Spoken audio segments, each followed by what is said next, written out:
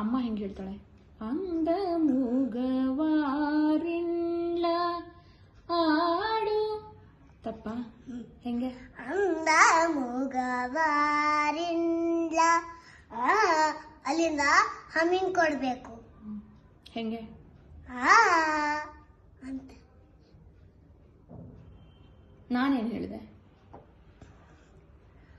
ಮಪನಿ ತಪ್ಪು. ಆಡು ಹಂಗ ಅಲ್ಲ ಅಂತ ನೋಡು. ಸನಿಮ ಅಲ್ಲಿಂದ ಹಮ್ಮಿಂಗ್ ಕೊಡ್ಬೇಕು. ಗಮಕ ತೋರ್ಸು, ಕೊಟ್ಬಿಟ್ಟು ಅಂತ ಹೇಳು.